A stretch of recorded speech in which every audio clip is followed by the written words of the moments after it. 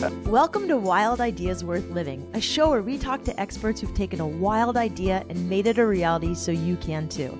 From people who have sailed around the world to those who've started thriving businesses and even broken records, some of the wildest ideas can lead to the most rewarding adventures. I'm your host, Shelby Stanger, and I hope you enjoy this show. This is episode 44 with ultra spiritual comedian JP Sears. This episode was brought to you by Keen. On all my greatest wild adventures, I've had a pair of Keens with me. I wore them when I stand-up paddled down a portion of the Peruvian Amazon River, when I went tubing through the glowworm caves in New Zealand, and even trekking through the rainforests of Costa Rica. Keen's most known for their Newport sandal. They're made to go in water and on land, but right now they also have some amazing new styles I'm especially excited about. The Terradora collection, for example, was designed specifically for the unique biomechanics of a woman's foot and stride. It was designed so you could trek all through Yosemite or any great hiking destination, and so you could wear them through the city streets, on the beach, and they're stylish enough to wear out after with leggings or jeans. Best of all, Keen is a family-owned company. They're out of Portland, Oregon. They're committed to not only protect the places we play outside, but they also provide numerous grants to causes and difference makers who share their ambitious goals. They support some kick-ass ambassadors as well. You can check them out at keenfootwear.com. That's KEEN footwear.com for more. This episode was brought to you by Nuzest, a company from New Zealand I discovered there that makes some of the healthiest, yummiest, and sustainable vitamin and quality pea protein supplement powders and bars on the market. There's no GMO, no dairy, no soy, gluten, grains, artificial sweeteners, no added sugar, no preservatives, no fillers, no animal products, no bad stuff. It's all good stuff made in Belgium, Australia, or New Zealand, not in China. I'm a huge advocate for clean, healthy eating, and I also travel a lot, which is why I love taking Nuzest powders and bars on the road. My favorites are their chocolate clean lean protein, the Just Fruit and Veg mix, which actually has 5 fruits and 5 veggies inside, and a product called the Quick Vita Kick, which has all the vitamins you need to go all day long, plus protein, prebiotics, probiotics, real fruits and veggies, and digestive enzymes with only 48 calories, 0 grams of sugar, and 6 grams of protein. The Cacao Honey Quick Vita Kick is my favorite. I kind of use it like dessert. All of their powders taste great.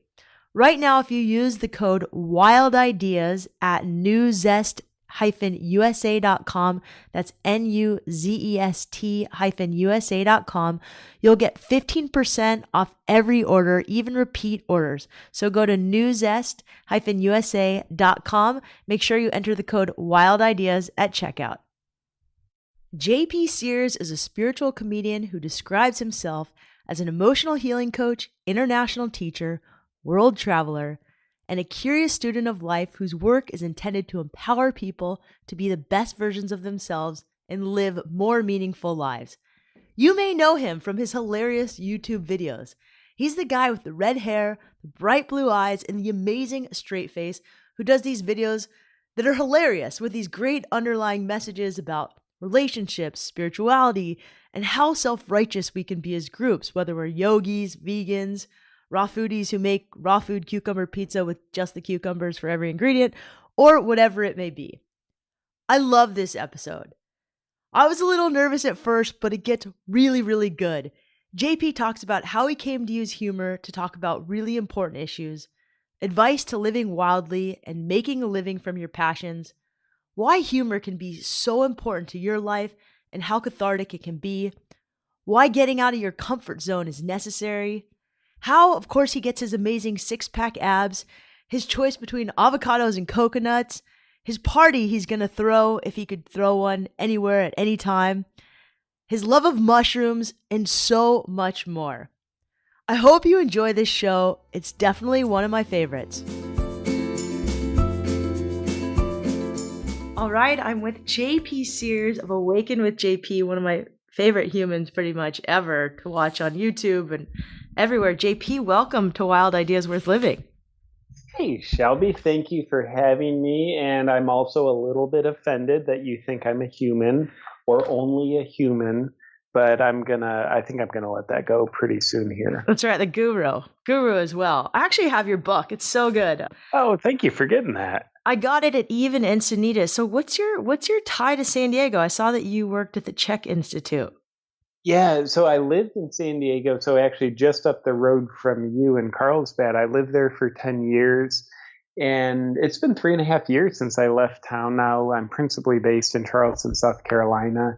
At least that's where my house is. I travel enough that I don't really know where I live other than like where I'm at in the moment. And then yeah, so Encinitas is like one of the ultra spiritual capitals of the world.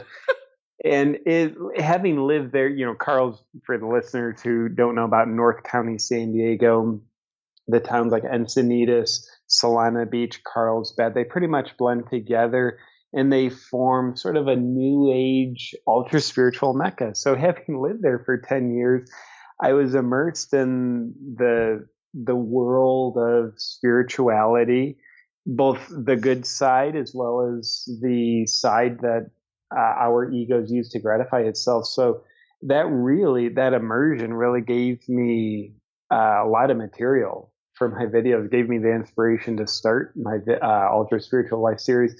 I just love how you've been able to use humor to, well, let me just back up because I also used to make fun of yogis so much because there is a little bit of ridiculousness in all of it in Encinitas. You've seen that side as Sure, well. But of sure. course, I went and got my yoga teacher training because there's some benefits of it. But really, I want to ask you, maybe you could just tell everybody listening briefly about your journey to first becoming a holistic coach, but then integrating humor to talk about really important issues, as well as poking fun of kind of how self-righteous and how dogmatic we can be as groups, whether we're vegans or yogis or self-conscious parents. I think you do a really Yeah. great job doing that. So maybe you could just tell us briefly first about your journey and then how you came to use humor to talk about these things. Sure. I think my journey of self development and spirituality, or whatever we want to call it, my journey started because I desperately needed it.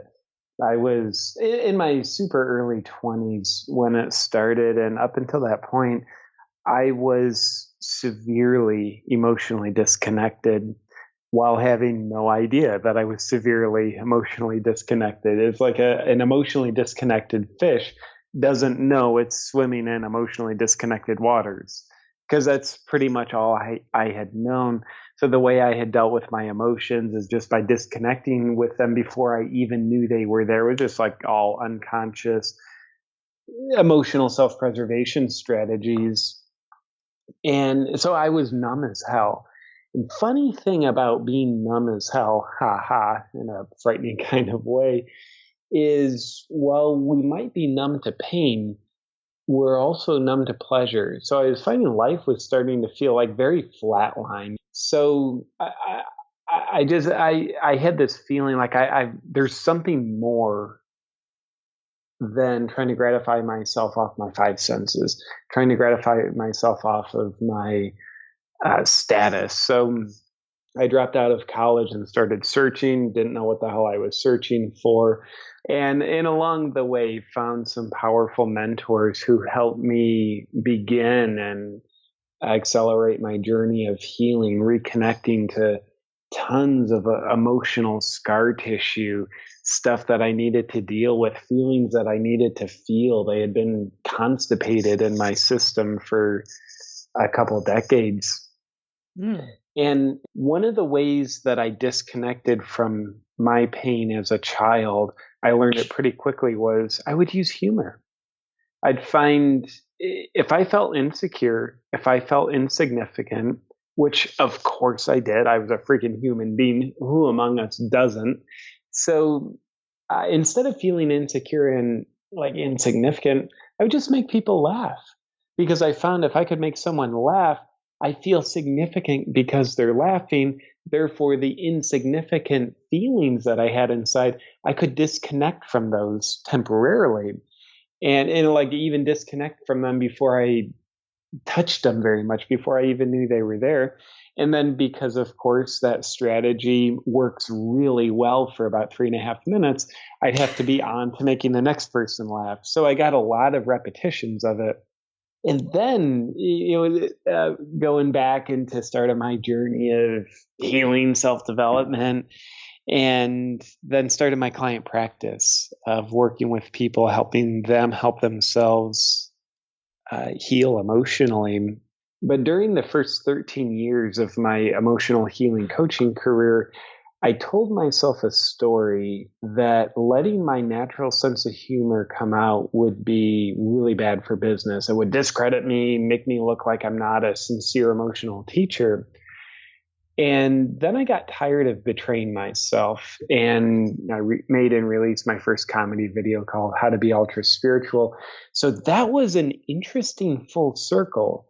And why I say full circle, because it's like the humor I originally used to disconnect from pain, which ultimately meant disconnecting from myself, and using humor to become less self-aware.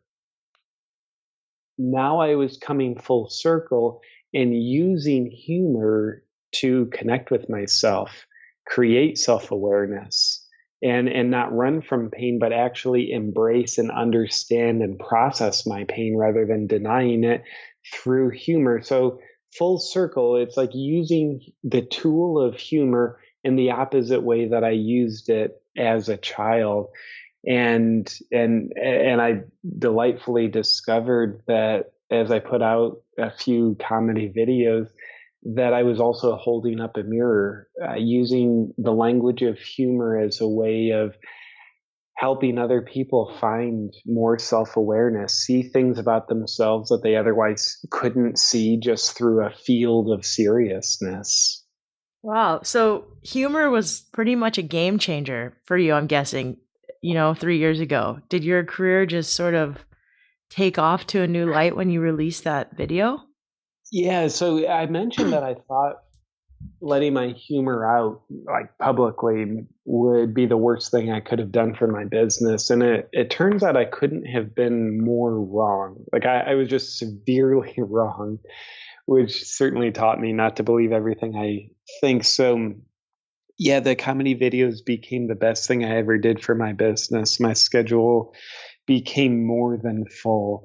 And then it also expanded this thing we're calling business into worlds that I never even imagined. Opportunities opened up that to this day continue to challenge me, frighten me, yet fulfill me and help me expand and find new depths of creativity, new depths of connection, and new willingness to go on adventures that I never dreamed of before.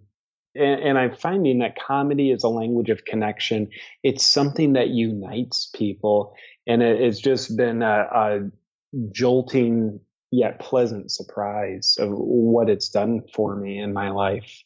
Well, we're all really appreciative that you've used comedy to talk about these things, JP. I mean, so many people Thank you. enjoy what you do, especially myself. And I'm a big fan of the power of comedy. I love Saturday Night Live and its Yeah, ability to talk about politics better than anything. for sure. And I love what you're doing. And I have a friend who works with high profile comedians in LA, and she says, the best humor does come from pain. And Yeah. I don't know. I mean, I believe part of that's true, but I also think that humor is so important. How can everyday people, including myself, I've been sort of afraid to, I can be really inappropriate, and that's my natural state. And everything is like a penis joke to me, but how I'm afraid to talk about it all the time because it's Sure. inappropriate, right? And I have a podcast and I'm supposed to be, professional, which I'm not always. Any advice on like how other people can cultivate humor and use it every day for good, and not in a bad way to make fun of other people, but to like use it for good? Yeah, 100%. And I think the first step in cultivating the blossoming of humor to enrich our lives for good begins by realizing it can also be used for bad. Humor is a powerful alchemist, if you will. And like anything powerful, it can be used for good, it can be used for bad. And you had mentioned, the humor for shaming people, belittling people, hurting people. We need to be aware, yes, humor can be used as a weapon. And then from my point of view, there's also something with humor that needs to be unapologetic. Because if we're not unapologetic, our humor starts to become diluted before it even comes out of our mouth. And if we dilute our humor, then when it comes out of our mouth, it's not humorous. It's just watered down, uh, uh, what I would call meaningless perspective. So, what I mean about becoming unapologetic with our humor, it means we got to represent our freaking heart with our voice, with our humor, without concern for what will other people think. In other words, if we try to stay in a people pleasing mentality, I think that dilutes our humor significantly. Now, that's not to say like, okay, let's just hurt people so that I can be under the guise of being unapologetic. No, it's not that. But it's realizing we live in a world where if you say anything with meaning, one thing is for certain, someone will get offended. The more we speak in a meaningless, politically correct language, the more nobody's going to get hurt by what we say. But at the same time, we're not saying anything with what we say. We're not saying anything meaningful with what we say. So I definitely advocate people to get out of a people pleasing mentality where we try to avoid people getting offended. People create their own offense. And I think one of the purposes of humor is to challenge people into new levels of consciousness. One of people's reactions to being challenged to a new level of consciousness is being offended. So, with that said, we can't be afraid of offending people. It doesn't mean deliberately try to offend people to hurt them. No, that is something very different. But we can't be afraid of letting our truth offend people. And then the just a third step, if I was keeping track of my steps, step number 1 is be aware that humor can be used for harm. Step number 2, unapologetically voice your heart with your humor. And then step number 3 is become playful with what offends you the most and that which you feel most insecure about. Learn to become playful with those things. Once you do, you've found what I think is a gold mine of humor. If we learn to not take seriously the things we take seriously, then I think we're in a dream field of levity, of humor. Whether or not like it ever, other people laugh doesn't matter, but the humor starts working for us. I think seriousness, it's a fear-based mindset, and that's okay to have a fear-based mindset as long as we don't get stuck in it. So learning to become playful and make light of things that we take so seriously, that we feel insecure about. And when we hear someone say something and we get that sort of tingly heat inside of our bodies, that sensation of I'm offended, I might even be outraged, I might be angry, we've just been handed a gift. That is something inside of us that we need to take a look at. I personally believe it's impossible for people to get offended about something unless they feel a fundamental insecurity about that something. So that insecurity is something we need to look at, and we can become secure with our insecurities when we learn to make fun of them. And that means, wow, we get to actually be more playful in life rather than having a severe seriousness like we're at a funeral all the time. Is there any examples you can give of things that you've been sort of insecure about and talked about and used humor to kind of go to help with that? Yeah, everything I do in my videos is an answer to that. So my spiritual life is a big a big piece of real estate in insecure development inside. And originally 3 years ago, I would always walk around and think like, am I more conscious than that person? Or I need to be more insightful than that person. Or if I'm in a group, I need to say the wisest thing. And that would all stem from the fact that I feel insecure next to other people, who I deem to be wise. So I needed to start making fun of that, shining the light on it through the language of humor, which I did through videos. So I felt very insecure about my spirituality, very insecure about my worth. And thus I make videos about it. I feel insecure about my relationships, romantic relationships. So I make videos about relationships. I think the most recent relationship oriented video was one a few months ago I made with my lovely lady Amber, who's now my fiance. It's called Passive Aggressive Relationship Techniques. I can be one of the most passive aggressive people I know. And just being controlled by my insecurity would mean I'm not going to talk about it. And I'm probably not even going to acknowledge my passive aggressiveness. But becoming more secure with my insecurity means I'm going to talk about it. I'm going to expose it. I'm going to show people I do this. I'm going to become vulnerable with it. So to me, that is and do it in a way that's sort of comedic. So yeah, those are a few examples from my life. I love that video, and congrats on your engagement to Amber. So cool. Thank you. And then I saw some conscious parenting videos recently, and then I saw one recently about raw cucumber pizza. And I love to Yes. make fun of raw foodies and vegan, and I'm actually like a recent vegan. I'm not so sure about it. So I make fun of vegans and I am a vegan now. Yeah. I want to know, are you vegan? Do you subscribe to any of these things, or do you just eat healthy? Or Well, I'm not vegan. I'm Caucasian. okay, that's right. Yet You're Caucasian. Okay, good.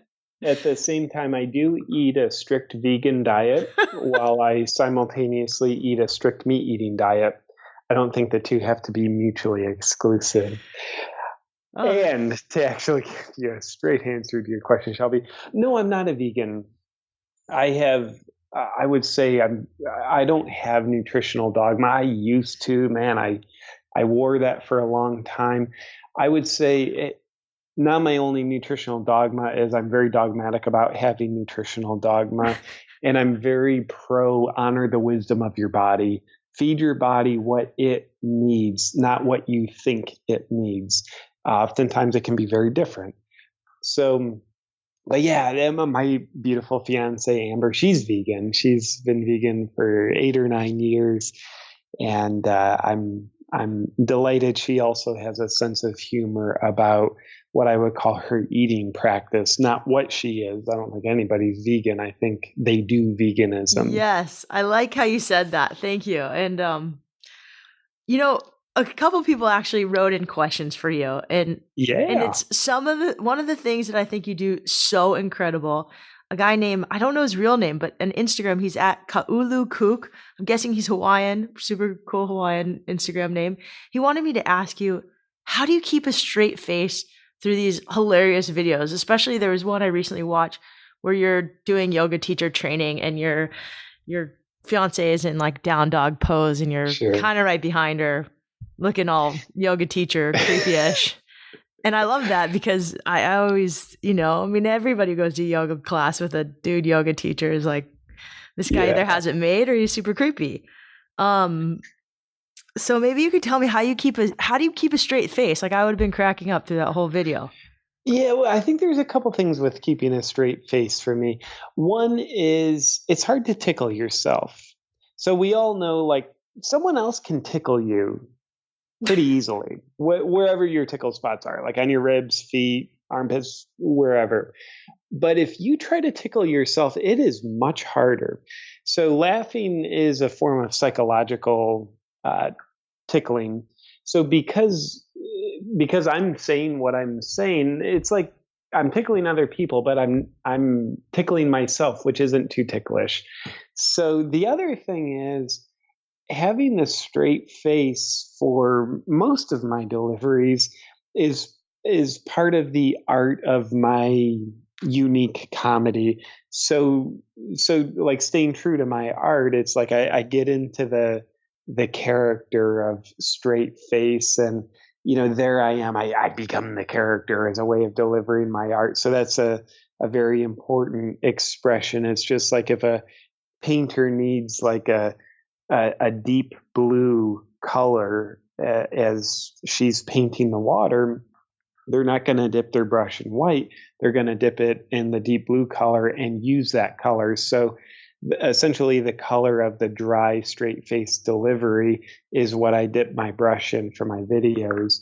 And occasionally, I'll slip up and, I'll start laughing and need to do a retake because of that. And that specific yoga teacher video that you mentioned, that was all improv. So I didn't know what I was going to say until I said it. And naturally, Amber was laughing her butt off through a lot of that video. So that would get me laughing. So we had to do a lot of retakes because of one or both of us laughing. So it's one thing to do, these videos on YouTube. It's another to do stand-up comedy. And it looks like you're doing a lot of stand-up comedy coming up. So two questions. One, I have so much respect for stand-up comedians. I think it is absolutely the hardest job in the world to get up on stage and have other people just expect you to make them laugh. So I want to know, what's your self-talk, or like, do you ever have fear of getting in front of a stage? And if you do, what's your self-talk? And also, did you ever have like any formal training in improv or performance or even video, how to make a good video? Because what you do really well. Yeah, thank you for that. And maybe rolling backwards through your questions. No, never had any training in video or comedy or improv. Actually, I take that back. About a year and a half ago, I did take a 6-week improv class here in Charleston, South Carolina, Theater 99. They're amazing people. So I really enjoyed that class. And honestly, I'd love to do more of it. I know I have tons that I could learn and develop, but aside from that, a 6-week course, no formal training. And the idea of getting on a stage in front of people, inherently, that's not too scary for me anymore. I've been talking in front of groups pretty regularly since 2006. And so it's something that excites me. Do I get nerves before I go on stage? Yes. Yet the nerves, they don't feel debilitating or negative. I'd say they're actually enhancing. It's like they're exciting nerves. Yet the comedy tour, it does have a fear component because it's something new I'm doing. Live performances under the guise of comedy. So how I'm approaching that is reminding myself that I'm not there to just do stand-up comedy. I'm there primarily to be JP Sears. And comedy is a part of who I am, and also speaking from my heart is part of who I am. And I consider stand-up comedy to be a very specific art form, an art form that I have a lot of respect for.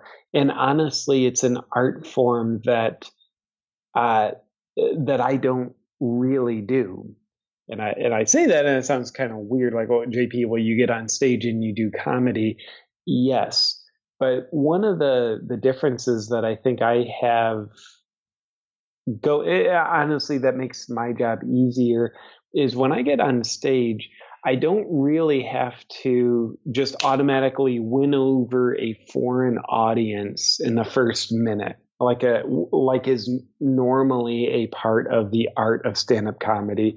And honestly, it's probably one of the toughest parts of the art of stand-up comedy, because when people come to see me, they'll have seen me on video, and they'll essentially, for lack of a better term, like me enough that they want to come see me live. So in other words, it's like I've already won the audience over before they came to see me.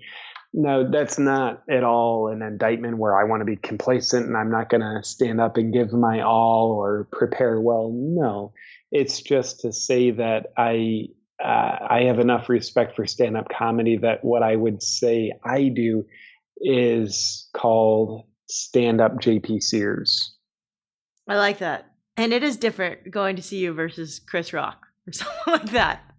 Sure, I feel like I absolutely. get so much out of I can see how people just are gonna love this tour. So where exactly are you going? Yeah, the initial leg of the tour will be Boston, Brooklyn, and Washington D.C., and then after that, we'll be announcing more dates and locations. Cool. Maybe you'll be coming to the West Coast. I'd have a hard time believing that that wouldn't happen. Awesome.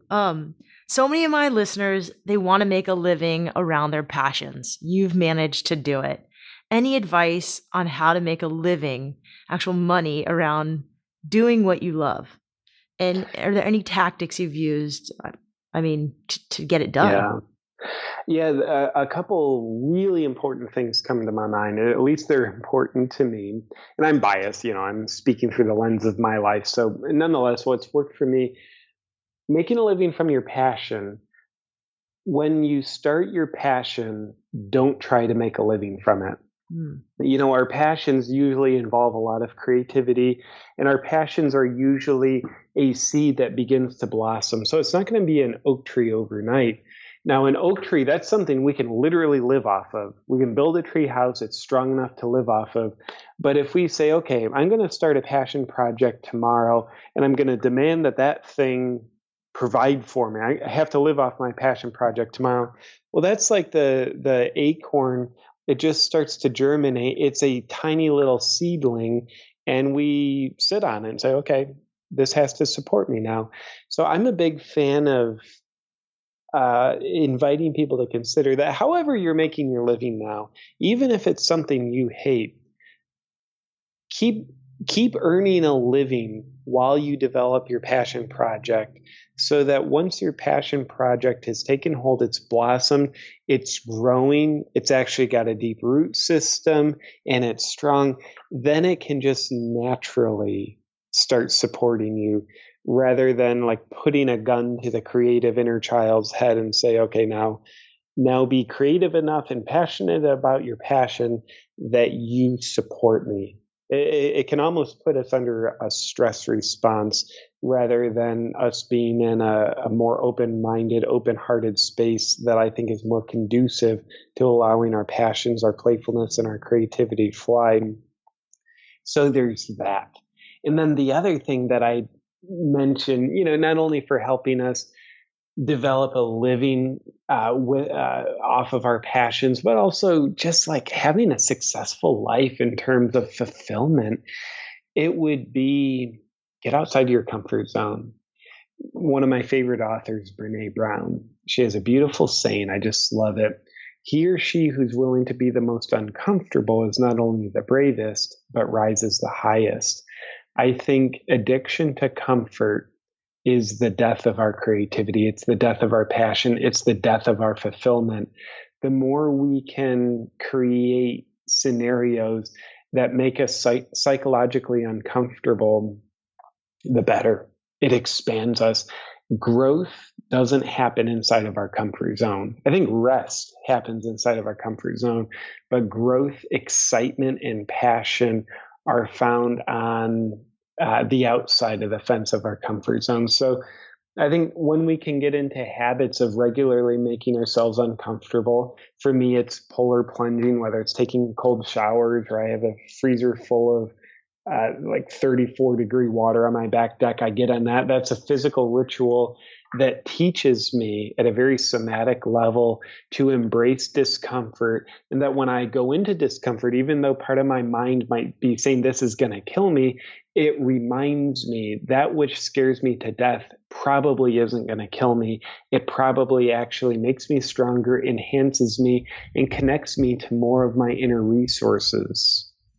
I love that. I have a friend who sailed to Tahiti as a kid. Now she's an ambassador. I guess not as a kid, as like a 25-year-old. Now she's an ambassador for Patagonia, and Oh, that's her wow. line. my comfort is caustic, and it's Wow. such a powerful thing. Wow. So wait, do you do Wim Hof? I mean, you do the ice baths, it sounds like. No, yeah, I don't do Wim Hof specifically. I haven't done any of his training. It's yeah, I would call it just an unsophisticated polar plunge where I'll jump into the ice bath and I'm in it for usually 30 to 60 seconds. I mean, it is as cold as you can get water. Usually I'm breaking ice off the top. So I'm not there with I think part of the Wim Hof intention is go through specific breathing techniques to build up your endurance in cold water. That's something a little bit different that I'm just not looking to energize in my life. I'm just looking for exposure to the discomfort of it, which certainly gives, in my experience, a very beneficial shift in the state of my psychology and physiology. Oh, I like your approach to it. So wait, how do you pull this off in Costa Rica where it's balls hot and very hard Oh to get an ice man, bath? that was one of the things I missed most while I was in Costa Rica. So you're referencing my lovely lady and I. We were just in Costa Rica for about 2.5 months, up until probably about a month ago. And yeah, there was no cold water anywhere. You turn the shower on as cold as it can and it comes out like 80 degrees. So unfortunately, I didn't get to do my polar plunging ritual, which by the way, that was uncomfortable. Like it was uncomfortable. I can't do this. So in a way that reached me into a new discomfort zone. Well, there's all sorts of uncomfortable things in Costa Rica. There's bugs, there's lots of mosquitoes, things that eat you, Sure. but it's such a funny place. I love that you also did a video about Costa Rica. Come to Costa Rica because there's definitely not enough people going there right now. Yeah. So, another question from a listener. We'll just call her at Shelby Stanger, not to throw this person under the bus. How do you get those six-pack abs? Is that, the Czech Institute or work, or just are you blessed, or do you do a lot of sit-ups? Yeah. Well, me and my abs appreciate the question. Good. I certainly learned a lot about exercise and nutrition through the Czech Institute, and and and so I would say the keys, if you will, would be clean eating. I eat next to no processed foods. Everything I eat is virtually whole foods. I tend to find my body needs a pretty super high fat diet, relatively low carb diet. And So then, no coconut oil, no avocado. tons of coconut oil, tons of I know. avocado, tons of MCT oil, Awesome. tons of grass fed butter. And then, honestly, I think taking care of oneself through decent whole food nutrition, sleep, and some level of movement, and my body seems to respond accordingly. Do you surf at all? No, I've never surfed. JP, let's go when you're in San Diego next. I'll take you and Amber, or we can do it in Costa Rica. Very cool. In fact, Amber just walked in, so I'm going to inform her that she's got a surf lesson coming up. Yes, I've taught 80-year-old overweight women to surf. Actually, this week we're teaching, really cool week. We teach wounded veterans who served our country how to surf, and it's so Oh, very inspiring. nice. Yeah, I bet that means a lot. And I love not only the literal act of surfing, not that I've ever done it, but here I am speaking from a place of uninformed intelligence. But surfing is a metaphor. Like one, it gets a person out of their comfort zone, and I love that. And then two, I think it's a powerful teacher of presence, because you would know better than me, Shelby, but when someone's on a wave, if you're not present, you're going to fall off super quick. Or if you're not present with what is in the ocean, with where the wave is, how it's coming, you're not going to catch it. So by necessity, I think the environment and the ritual of surfing teaches us to get present in order to learn how to surf. So I love everything about that. Well, cool. I hope you take me up on this offer. And I'm just going to go through our little, in podcasting world, I've heard we've got to do this.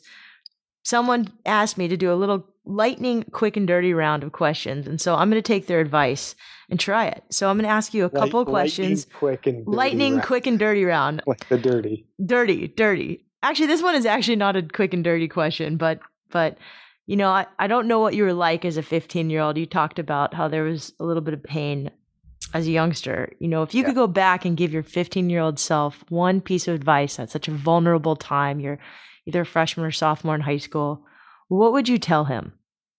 Yeah, I would tell him, I can see you're scared and insecure. And honestly, it's okay. You're not the only one. So I would tell him that. I think that's what he needs to hear the most, especially when I was 15, my freshman year of high school, and then in my sophomore year of high school. I went into a shell of hiding because of how insecure I felt. And and I stayed in that shell honestly for a few years so that my insecurities wouldn't be exposed, especially to me. So, man, I think there would be so much freedom and liberty if 15-year-old JP found more vulnerability to simply let himself be insecure and feel scared. Thank you for that. And I actually saw a video you did that was almost a service announcement to bullying. Yeah. I don't know where I found that, but I'm going to link it to the show notes because I just thought that was so powerful. I'm doing some work talking to teens these days, and it's so cool what you do for kids. So, Well, quick thank couple of you. questions. Best books you've recently read or recommend? Mm. Well, I think my most recommended book of all time is Conversations with God, Book One by Neil Donald Walsh. And at first glance, by the title, it sounds dogmatically religious. In my opinion, it's not at all. It's like a philosophical book. It's just amazing. It changed my life. I read that when I was 20 years old. And then best books I've read lately, I think the last book I read was The Alchemist by Paulo Coelho. Um, and yeah, I think it was a good book. I would definitely recommend it. I think, and I'm trying to think if man, I haven't been reading much lately. It's okay. You've been pretty busy. How about gifts you love or loved gift? And by the way, both those books are awesome. Yeah, Love thank you. Conversations with God. Any gifts you love to give or you love to get? Gifts I love to give. I love to give Amber shoulder massages and foot massages. I mean, I really do. I probably get as much enjoyment out of giving her a massage as she does receiving it. And to me, that's a gift based on connection rather than, a material gift, which certainly has merit in times and places, but it's like a gift based on connection. And I love that. And as far as receiving gifts, gifts based on connection are what I love most, whether it's a time with a person, an experience with a person. But typically, when people give me physical gifts, often don't tell anybody I said this as I announce it on your podcast. But a lot of times, the gifts, physical gifts, will go straight into the trash with appreciation, by the way. But I don't like clutter. I don't You know, either. We have like nothing in so our house. That's awesome. yeah, I get to it. me, minimalism is next to godliness. That doesn't rhyme, but so yeah, physical gifts. It's like if I don't have a joyful use for it, into the trash it goes. Beard or mustache? Oh, I think beard. Unless you're in the porn industry, then Got you got it. to go with the You gotta get the mustache. stash. Avocados or coconuts if you could have only one of them on an island. Wow, wow, this is It's deep. I know. it is deep. I'm really going through a hero's journey right now, and I'm arriving at the destination of avocado. I love avocados. Actually, I just was talking to someone who works on an avocado farm, and all they do is grow avocados and coffee. And it happens to be Oh, the farm of a really cool musician. So I was like, oh, we should do the podcast there and eat all your avocados. Getting off track. yeah, avocados and coffee, by the way. Coffee's, I mean, I love coffee, so that's my kind of farm. Any special like nootropics you've been playing with or kind of cool supplements? Yeah, all the time. So Have you heard of Alpha Brain by Onnit? I have. It's Aubrey Marcus, or is that his company? Am I saying it Yeah, right? Okay. yeah, Aubrey Marcus. He's an amazing person. His company Onnit, Onnit. In fact, I have Alpha Brain on my desk right now. And I love cordyceps mushrooms as well. To me, cordyceps mushrooms, they're a significant cognitive enhancer for me, and a lot of people will report increases in physical stamina and energy as well. But yeah, cordyceps mushrooms, you can get those anywhere as well. On it happens to have a line of them. Their product is called Shroom Tech Sport, but cordyceps mushrooms, yeah, to me that cordyceps mushrooms is a really underknown gem in the nootropic world. That's interesting. I think the company is Myoplex, but I take a mushroom immunity formula whenever I travel or go on surf trips, and I never get sick. I don't know if Yeah, it's, mushrooms are those are powerful little people. Those mushrooms. I love them. Okay, this is a little bit random, but if you could have a party, any kind of party right now, any amount of money, where is it? What kind of band is playing, or is there a band? Like, for example, right now, if I had a party, it would be like a cross between a bat mitzvah and like a quinceañera, but on Tabarua Island with surfing in between and really good Mexican food. I like that. I like that.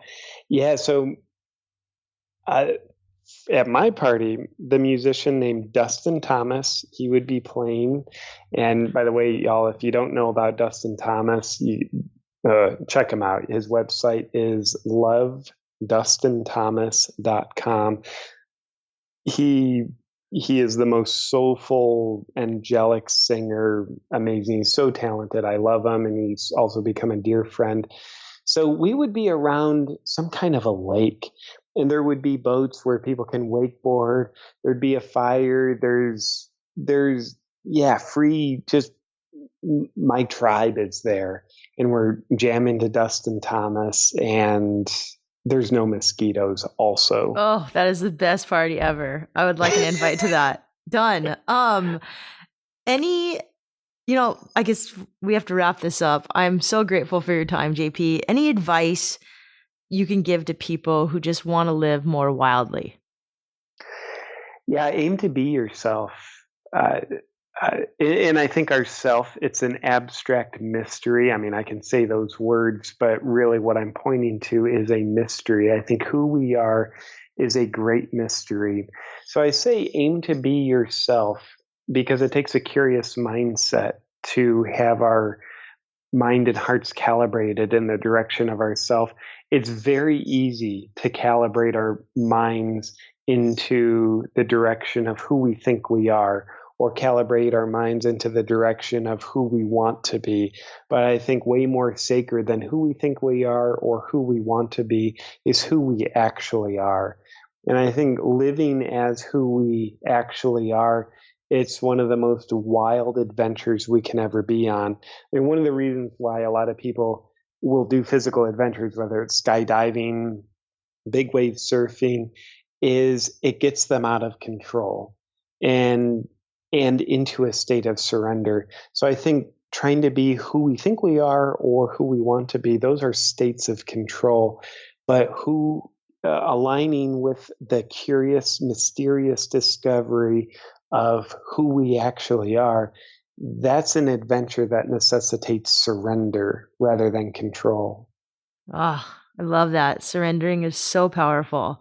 JP, Yeah. thank you so much for sharing all of your wild ideas and just your energy and honesty with us and your sense of humor. Please keep making videos. Let us know when you're coming to the West Coast, and where can people find out more? I heard you're having some sort of baby, maybe like an online baby community. Maybe you could tell us about Absolutely. this.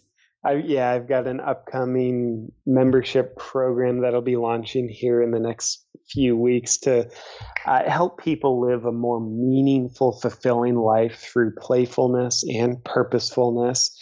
I love self growth. I love healing. I love challenging myself into my potential.